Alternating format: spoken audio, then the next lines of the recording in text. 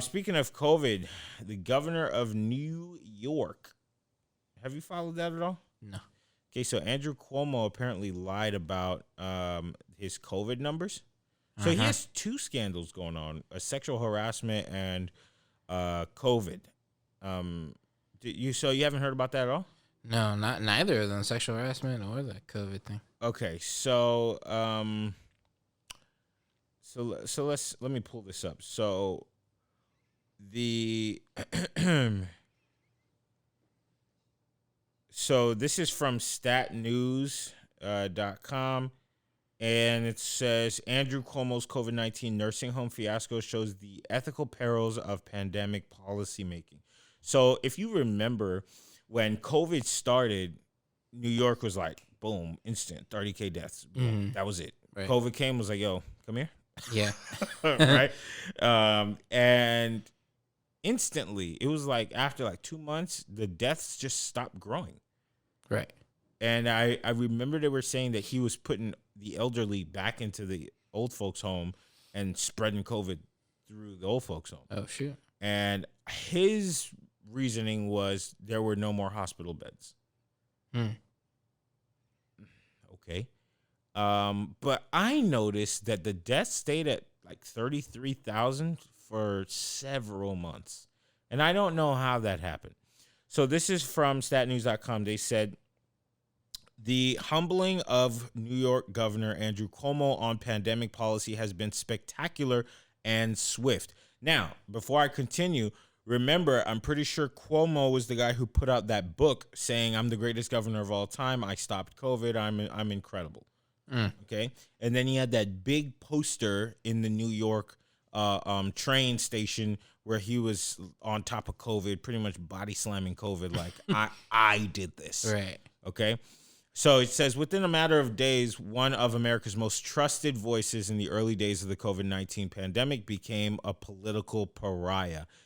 Outrage over Cuomo's decisions first to require nursing homes to accept COVID-19 patients when New York's hospitals were overflowing, and then to hide data about deaths of nursing home residents has engulfed Albany in recent weeks. Court orders, leaks, and investigations revealed that Cuomo dramatically and intentionally understated the pandemic's toll on nursing home residents in New York. So Cuomo's fall from grace is a cautionary tale of the perils of policymaking during a public health crisis. Making the right decisions in the early days of battling a novel virus is incredibly difficult, and leaders shouldn't fear retribution for tough choices they made in good faith. 5 ethicists and public health experts told Stat, but that doesn't absolve leaders from taking responsibility for their missteps. So he essentially was like, the first thing is, I'm pretty sure we all knew from the jump, COVID's bad for old people. Right. Okay. And so when it was all going down in New York, and New York was number one, and so on and so forth, and he was sending those old folks back into the old folks home, and we were hearing nursing homes are getting cleared out. Like, everybody died. And for him to just kind of brush that under, I think falls in line with me saying, what the hell happened to these numbers? Right. How do you hit 30K in 45 days or in 60 days, and then for 3 months after that, it just kind of stays stagnant? Yeah. I don't know. Yeah.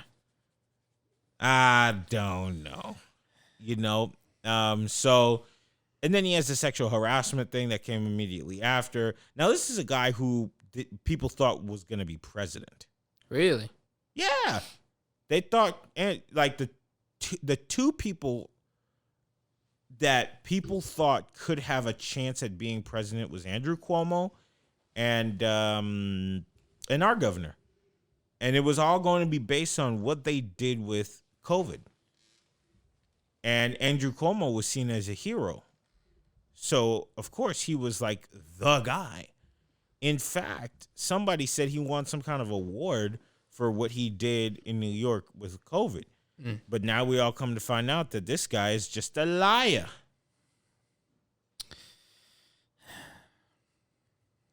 They all are. We're gonna get to that. So it's real tough to hear because it kind of makes the people who were fighting for what this guy was saying and doing, it makes them look kind of, you know what I'm saying? Because number one thing about COVID is we're all wrong. Yeah.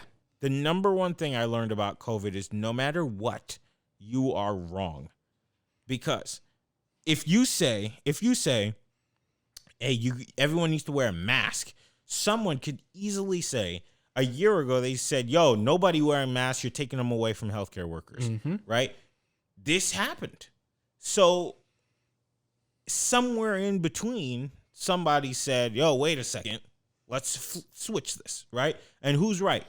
Anyone can make the argument that one side is right or the other side is right. Or the other thing where they said, what was it about? They said it's 14 days to slow the curve. Yeah. Right? But it's been mad days. And Right. the curve went super up Right. in December. Not even in summer. In summertime, people was out. And when I say out, they was grinding on each other. They was going to basement parties. Yep. They was going to all different. They were marching in the streets. The numbers still didn't hit what they hit in December when it got cold and everybody decided to stay home.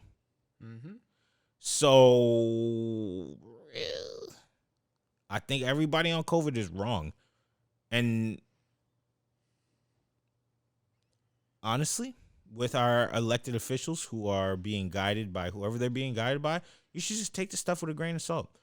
If that's what you tell me to do, all right. I am not going to celebrate you as a hero until I see that what you told me to do actually worked. And I'm going to give it some time. That's what I've been saying. Everything they tell you, don't take it. What do you call it? Don't take it as a. Don't take it fully. Just take it with a grain of salt. Yeah, you got to take it. You got to take it at 10%. You know, it's real sad. I'm not gonna go into a sexual harassment thing, but that's also pretty sad too. So talking about all these fine folks, this has been going around. So Biden's been here for how long? Month? About a month. Month and some change. So he's kind of taken a reverse stance on just about everything. Yeah. So we can start with the national mask mandate. So originally he said 100 days, everybody has to wear a mask.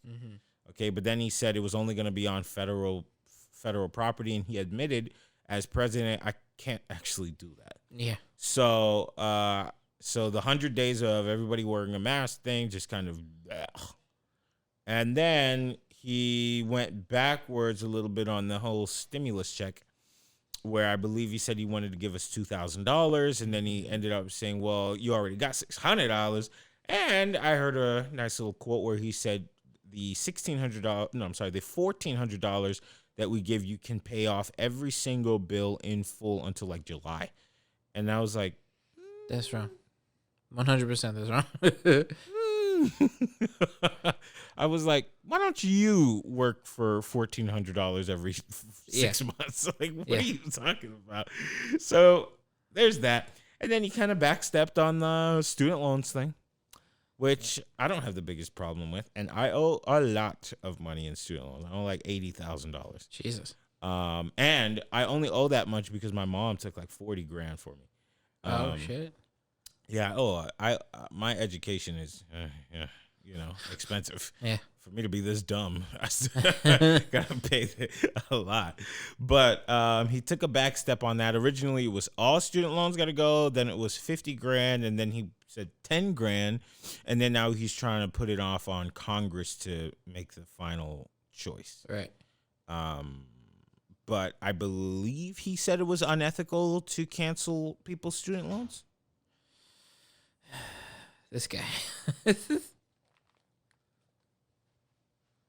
Which one is it? And then lastly, last week, a couple of people in Syria got bombed. Good. You hear about that? Yes. Yeah. And I saw this guy tweet. They put his two tweets next to each other. I'll read it out loud. Let me find it. It's pretty. It's kind of nasty to read, only because it's just they make it too easy. But yeah, let me go ahead and find it. Let's see where he is. Here. Oh, I guess he probably got rid of it. Oh yeah, he deleted it. So he pretty much was a guy who tweeted in the Trump era and was just like, yo, if Trump bombs Syria, he's the worst guy ever. We hate him, all this stuff.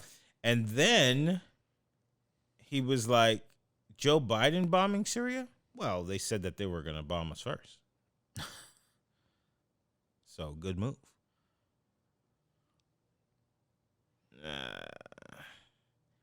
One thing about bombing other countries at the moment, I ain't fighting for nobody. Mm-hmm. I ain't signing up for nothing.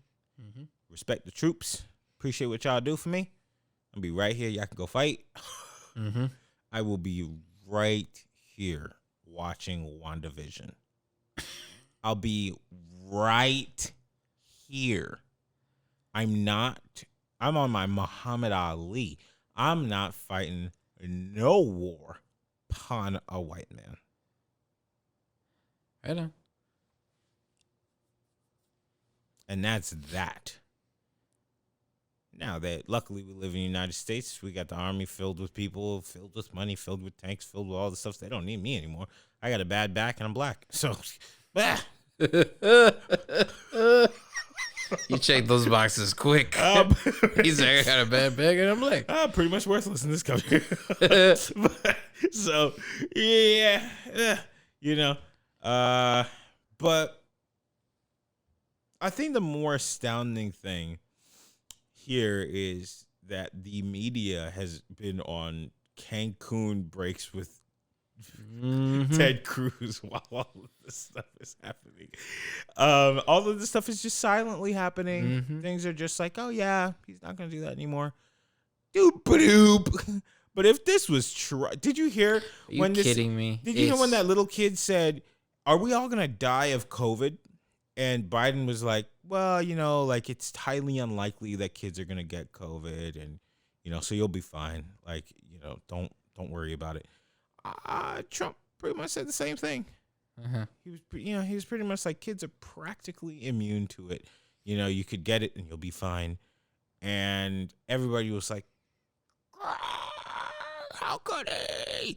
Right? And I think this goes to show one thing. We are in the streaming era. We're in the information era. So people like to think that traditional media doesn't have hold on your life. But there is not a single person who can tell me that the anxiety that they felt in July, August, September, October is still what they feel today. Mm-hmm. There's nobody, because walking outside in those months was just like, right? It was just nuts. But now, plenty of things are happening, and the news is just like, boop, boop, boop. Yep. Hey man, it's what they show you and it's what they don't show you at the same time. It's kind of scary. It's scary. It's like Big Brother, man. Like, they show you what you want to see, or what they want you to say, I should say. And then if it doesn't work for them, they're like, yo, all hands on deck. We gotta get this thing out of here. Uh-huh. I get it. I understand everybody did not like Trump. Totally got it. But you have to play fair. Like, if you're going to scrutinize the things that Trump did, you got to do it for Biden, too. Because at the end of the day, these are public servants, right? So if you're saying that he's doing all these bad things and it's going to hurt the public, you got to come after the guy who said he's coming to be our savior the same way. If he made all these promises to us and then now he's tap dancing and taking all these steps backwards, and we're not going to get not a one thing that he said he was going to give us, then what was the point of all of this? Why do we fight so hard for this? What was the point? We rejoiced and rejoiced and rejoiced. I didn't rejoice. January, February. Well, maybe not you, but I didn't large rejoice. Population of the country. They sure did. I remember I was walking down those San Diego streets. Them girls was dancing, going crazy for Joe Biden. Grandpa Biden. Yeah, I don't know. I want to get my platinum money. Was that him with the platinum plan, or was he had the? No, he had the lift every voice and sing plan. I want to get my black people money. Just That's all I'm looking for. Yeah, man. Listen, man. You ain't got to do nothing else. Just send me some black people money. Yeah. Put the Tubman in my bank account right now. That's all you need. I find this to be highly offensive that people voted for you, and then 30 days later you're just like, man, I'm moonwalking upon you, what you guys wanted. What is he doing? Like, that's what I want to know. What are you doing? Because the funny thing is, I feel like Trump didn't give us a bunch of new laws, and Biden gave us like 40 executive orders, and some of the laws to me made no true sense. I want to read some of them, but they're so offensive. I don't want people to think that I said them. Right. So I won't read them. But some of these things are just kind of like, what do they call it? Virtue signaling laws, where I'm just like, this isn't going to make anything better. It just makes everybody feel like they did something better. Right. And that's not any better than what's actually happening. So I don't know. I don't want to tear him down because it really has only been a month. Give him a little more time to fuck up. I'm definitely gonna give him some time, but just to see his standpoint of if he hadn't just say, just give me some more time on the student loans thing, and of course this is not my fight. The student loan thing is not my fight. But if he just said it like, oh, the minimum wage thing, I believe is not going up. I think that was another one of his things that he said was gonna go up. It's not gonna go up. If he just said, yo, this is actually going to be very hard to do.